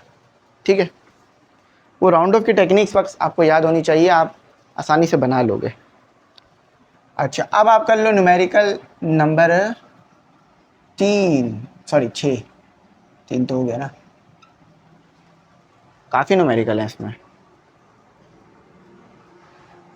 To students drive following equation which, मतलब आपको ना इक्वेशंस दी हुई हैं। दो स्टूडेंट्स हैं जो ड्राइव करते हैं फॉलोइंग इक्वेशन, यानी ये इक्वेशन है, इन इक्वेशन की मदद से आप मुख्तलिफ चीज़ें निकाल सकते हो। दो स्टूडेंट ने कितना डिस्टेंस मूव किया ये निकाल सकते हो, कितना टाइम लिया, क्या एक्सेलरेशन है ये निकाल सकते हो। अच्छा, अब आपने क्या करना है? Which of could possibly be correct according to dimensional check. अच्छा चलो मैं आपको ज़रा बताता हूँ। सवाल को पहले थोड़ा सा लिख लेता हूँ, फिर आपको समझाता हूँ ताकि आपको बात समझ आए। गिवन डेटा टू फाइंड, देखो पता तो डायमेंशन करनी है, ये समझ लो। ठीक है, लेकिन यहाँ ये पता करना है कि कौन सी इक्वेशन करेक्ट है, कौन सी इनकरेक्ट है। पहली इक्वेशन लिखो, x is equal to we T का square plus 2AT। x is equal to we not T plus 2AT का स्क्वायर। अच्छा, अब ज़रा मेरी बात समझो। वो कह रहे हैं, सवाल में ये कह रहे हैं, ज़रा आसान लफ्ज़ों में बता रहा हूँ, दो स्टूडेंट ना ड्राइव कर रहे हैं, तो इक्वेशन बन रही हैं, दो इक्वेशंस बन रही हैं। इनमें से आप चेक करके बताओ ये वाली इक्वेशन ठीक है या ये वाली।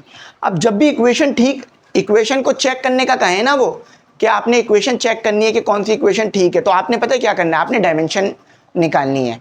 देखो ये लेंथ है, ये क्या है? लेंथ है, ये लेंथ है।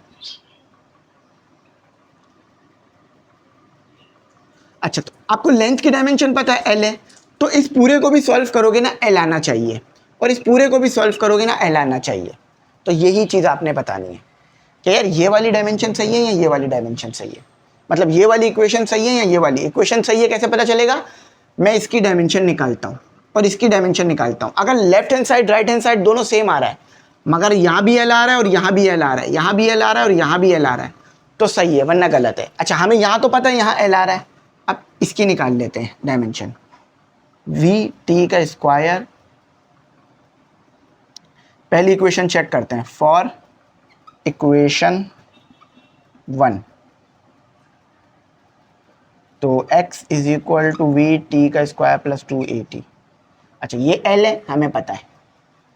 ये क्या आ गया आपके पास? वेलोसिटी की डायमेंशन क्या होती है, अभी निकाला था, डिस्टेंस अपॉन टाइम, यानी L आ गया, और t का आपके पास क्या आ गया? इनवर्स आ गया, और ये टाइम उसके साथ दिया हुआ है, तो t का स्क्वायर आ गया। सही है, प्लस आ गया 2। कांस्टेंट की कोई डायमेंशन नहीं होती, तो 2 को हटा दो। ठीक है, चाहो तो आप ऐसे भी लिख सकते हो यार इसको, डायमेंशन वाले स्क्वायर ब्रैकेट में। ज़्यादा बेहतर ये है कि इन्हें स्क्वायर ब्रैकेट में लिखा जाए, 2 को नहीं लिखना। अब एक्सेलरेशन की डायमेंशन क्या होती है?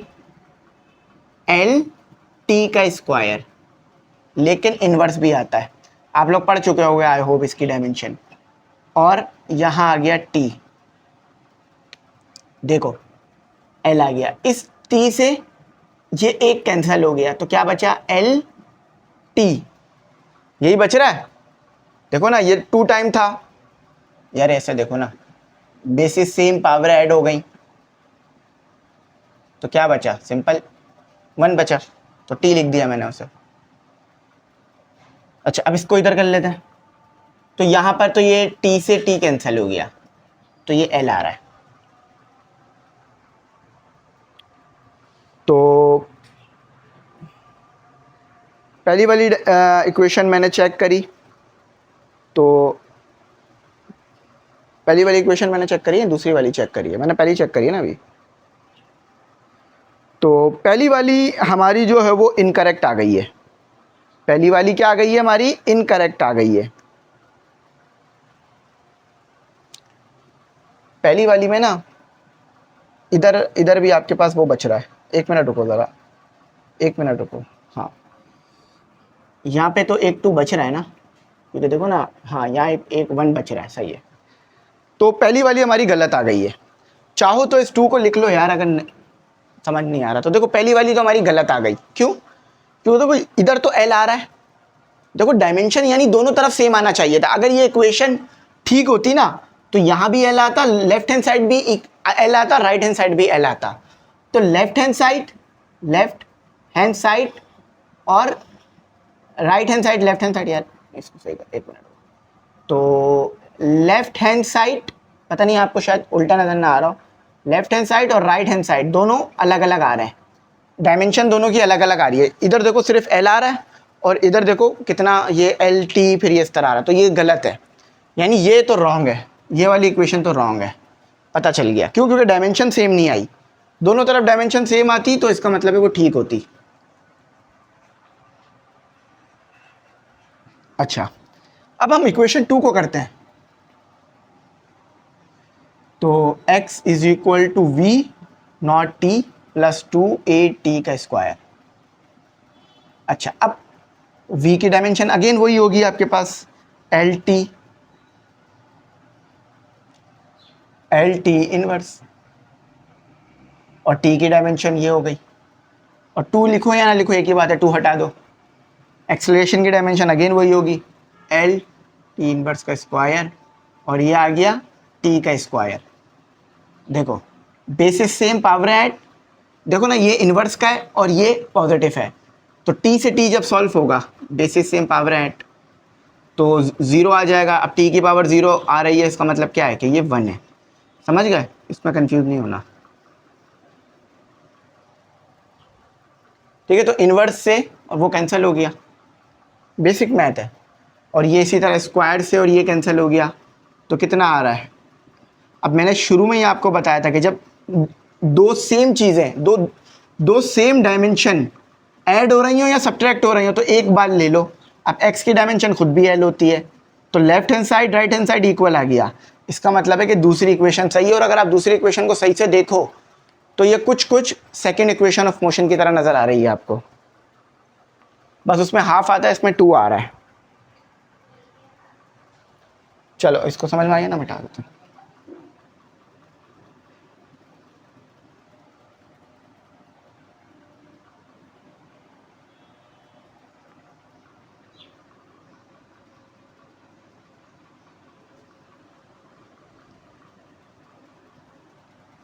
चलो अब फर्दर मूव करते हैं और फर्दर चीज़ों को समझते हैं और फर्दर चीज़ों को करते हैं।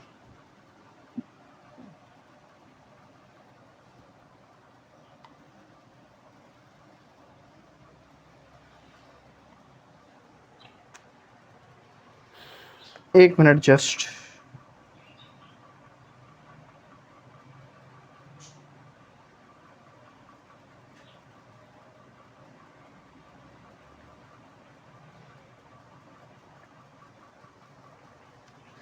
अच्छा अब इसमें बस कन्वर्जन है, यूनिट कन्वर्जन सीख लो, क्योंकि ये चैप्टर असल में कन्वर्जन वाला ही होता है।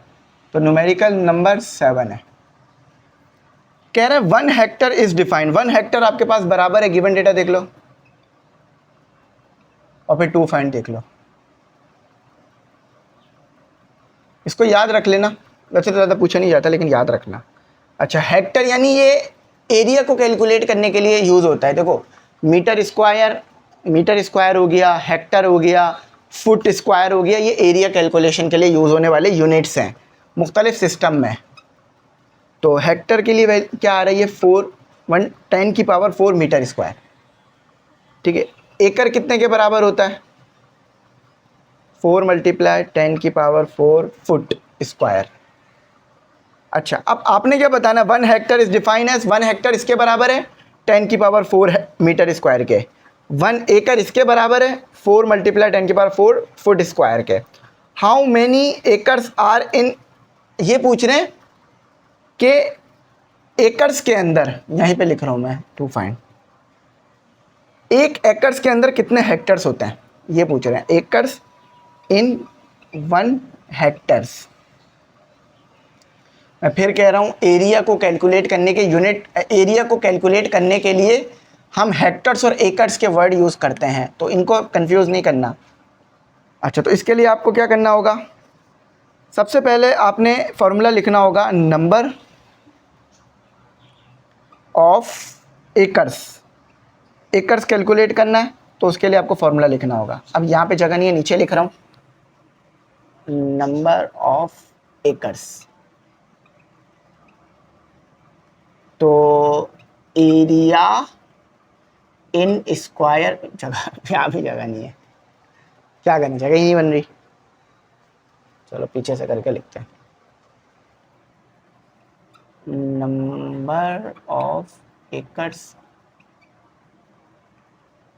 ARE, area in SQUARE square, area in square divided by 4 × 10⁻⁴ feet square, ये फार्मूला है।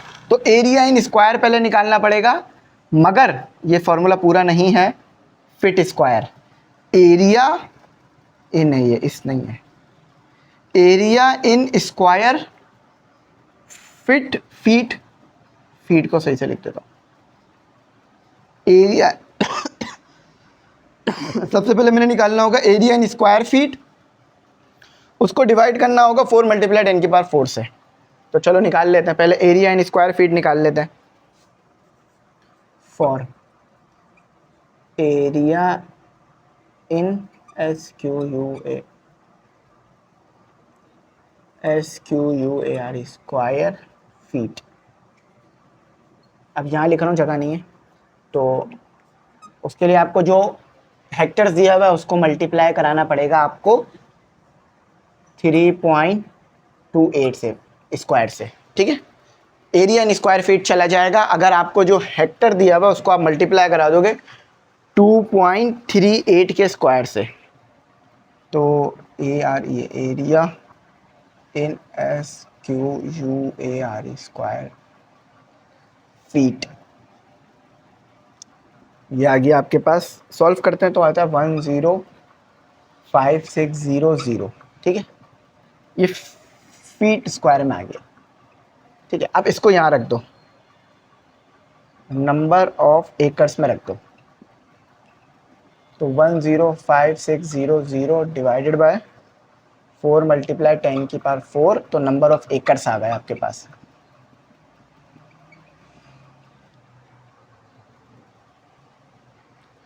तो ये आ रहे हैं 2.69 एकर्स।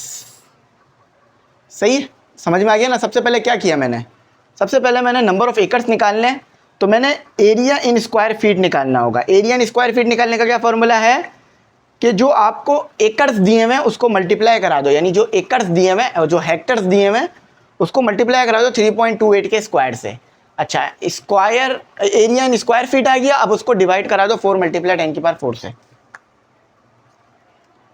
न्यूमेरिकल नंबर 8 करते हैं।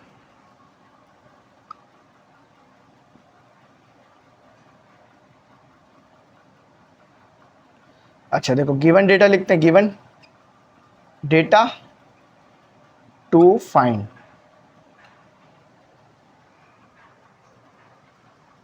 अब वॉच फैक्ट्री क्लेम, एक वॉच फैक्ट्री है जो क्लेम कर रही है, यानी घड़ी बनाने वाली फैक्ट्री, इस तरह की घड़ियां बनाने वाली, वो क्लेम कर रही हैं कि इट्स वॉच गेन और loss not more than second, यानी वो ये कह रही हैं कि उनकी घड़ी में जो गेन है ना वो 10 सेकंड का है एयर में, यानी उनकी घड़ियां अच्छी हैं, मतलब बुरी नहीं है।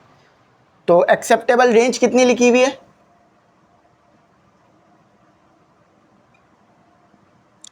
रेंज कितनी दी हुई है? RANG रेंज, ये आपको 10 सेकंड की दी हुई है, यानी एक साल में 10 सेकंड उनकी घड़ियां आगे पीछे हो सकती हैं।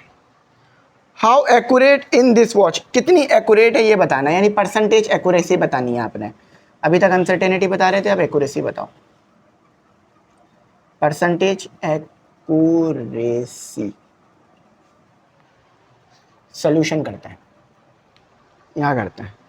देखो परसेंटेज शॉर्ट में लिख रहा हूँ, एक्यूरेसी का फॉर्मूला होता है आपके पास एक्सेप्टेबल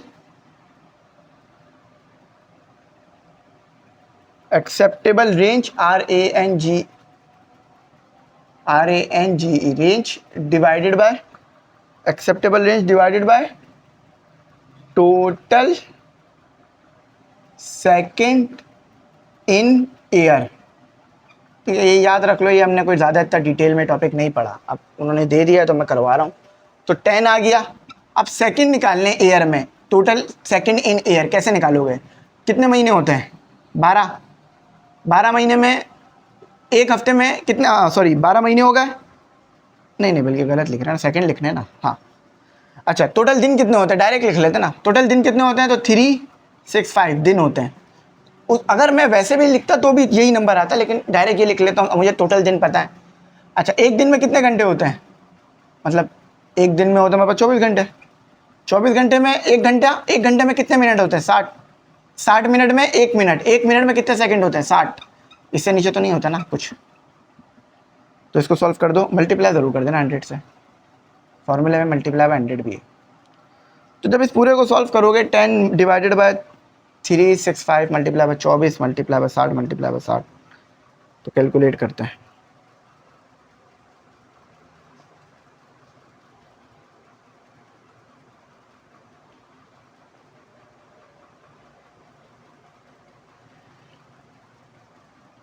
तो काफ़ी छोटी वैल्यू आ रही है।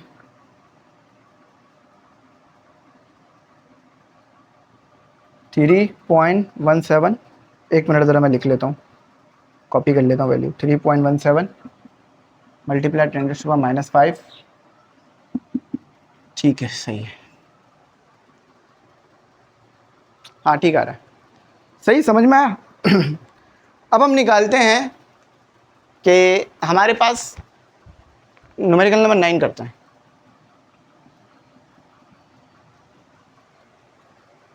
अच्छा, the diameter of moon is, moon का डायमीटर दिया हुआ है।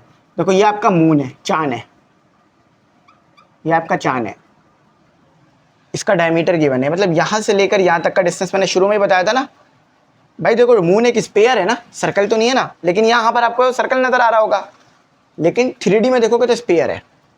तो ये मून का डायमीटर आ गया, डायमीटर को हाफ करोगे तो रेडियस आ जाएगा, ठीक है। तो डायमीटर कितना दे दिया मून का? 3480 किलोमीटर दे दिया। इसको 2 से डिवाइड करा दो तो रेडियस आ जाएगा, तो 1740 किलोमीटर। एक मिनट ज़रा मैं करा लूँ। हाँ वैसे तो समझ भी आ रहा है, ठीक है। रेडियस आ गया, रेडियस कैसे आया, समझ में आ गई ना बात। डायमीटर का आधा रेडियस होता है।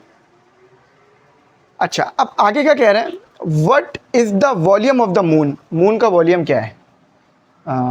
यहाँ लिख लेते हैं, टू फाइंड लिख लेते हैं बल्कि, बस मून का वॉल्यूम क्या है ये आपने बताना है। And how many moons would be needed to create a volume equal to that of Earth. आपने ना नंबर ऑफ मून निकालने, नंबर ऑफ मून, अब मैं समझाता हूँ वो क्या क्या रहा है। आपने नंबर ऑफ मून निकालना है, यानी कितने मून में मिलाऊं कि वो अर्थ के डायमीटर के बराबर आ जाए, नहीं सॉरी, कितने मून में, मेरे पास कितने मून होने चाहिए कि वो तमाम मून मिलकर अर्थ के वॉल्यूम के बराबर आ जाए। समझो हमारे पास ये एक मून है और ये अर्थ है ना। तो ऐसे कितने मून होने चाहिए कि ये सब मिलके अर्थ के बराबर हो जाएं? फॉर एग्जांपल थोड़े छोटे छोटे मून मिलते जा रहे हैं आपस में, छोटे छोटे मून मिलते जा रहे हैं, तो ऐसे कितने होने चाहिए कि वो अर्थ के वॉल्यूम के बराबर आ जाएं? अब करीब करीब देखो, तो ऐसे कितने मून होंगे कि ये सारे मून मिलके अर्थ के वॉल्यूम के बराबर आ जाएं? ये सारे मून मिलके अर्थ के वॉल्यूम के बराबर आ जाएं, ठीक है? तो आपने ये बताना है कि कितने मून मेरे पास होने चाहिए कि अगर वो तमाम मून का वॉल्यूम निकालूं तो वो अर्थ के मून के वॉल्यूम के बराबर आए। सबसे पहले तो वॉल्यूम ऑफ मून निकालते हैं। देखो वॉल्यूम ऑफ मून, अब मून एक स्पेयर ही है ना, तो स्पेयर का वॉल्यूम क्या होता है? 4/3 पाई आर क्यूब। तो इसको एज इट इज लिख रहने देते हैं, तो कांस्टेंट है, पाई भी कांस्टेंट है। रेडियस कितना दिया हुआ था? 1740 का स्क्वायर। एक मिनट, इसको कैलकुलेट कर लो, ठीक है? 4/3 मल्टीप्लाई पाई, सॉरी एक मिनट,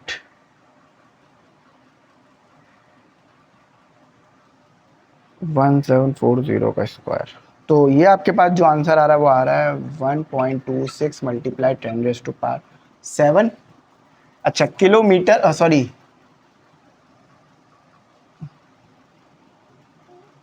हाँ किलोमीटर क्यूब। किलोमीटर इसलिए लिख रहा हूँ क्योंकि मैंने रेडियस मीटर में रख लिया था, सही है। अच्छा अगर मैं इसको मीटर में करना चाहूँ तो मुझे क्या करना होगा? 1.26, एक मिनट यार थोड़ा सा फर्क आ रहा है। हाँ एक काम करो, इस हमें फ़र्क इस वजह से आ रहा है क्योंकि हमने यहाँ ना किलोमीटर में रख दिया है। देखो अगर मुझे किलो को ख़त्म करना है तो क्या करना पड़ेगा? 1740 मल्टीप्लाई 10⁻3, इस तरह करना पड़ेगा। अब करके देखो, अब सही आएगा।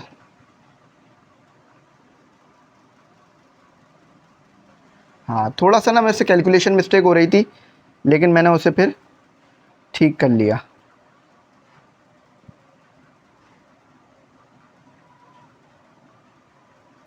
अच्छा अब सही आ रहा है। बस देखा, थोड़ा सा अगर आप कैलकुलेशन मिस्टेक करोगे तो आपको गलत हो जाएगा। तो इसे मीटर में रखना, मीटर में करने के लिए क्या है, किलो को आप खोल दो, 10⁻³ होता है वो, तो ये आ जाएगा 2.2 मल्टीप्लाई 10⁻19 मीटर क्यूब। ये तो वॉल्यूम आ गया मेरे पास मून का, सही है। अच्छा अब देखो कितने नंबर ऑफ मून चाहिए, तो नंबर ऑफ मून के लिए फॉर्मूला क्या है? For number of moon, number of moon के लिए फॉर्मूला क्या है कि जो वॉल्यूम है ना अर्थ का, वॉल्यूम ऑफ अर्थ, ये लिख रहा हूँ, डिवाइड करा दो वॉल्यूम ऑफ मून से, वॉल्यूम ऑफ मून, m लिख रहा हूँ।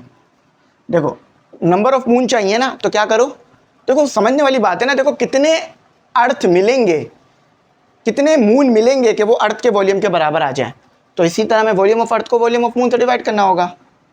तो नंबर ऑफ मून्स निकालने हमें, तो वॉल्यूम ऑफ अर्थ कांस्टेंट होता है, हमें गिवन होगा, जो कि होता है 1.08 मल्टीप्लाई 10⁻21, और वॉल्यूम ऑफ मून आपने निकाला 2.2 मल्टीप्लाई 10⁻19, तो नंबर ऑफ मून्स निकाल लेता है।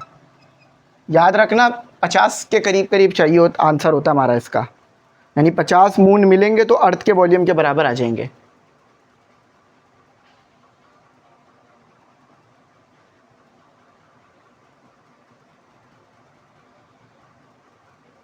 हाँ 49 है, मैंने कहा ना 50 के करीब करीब होगा, 49 मून्स।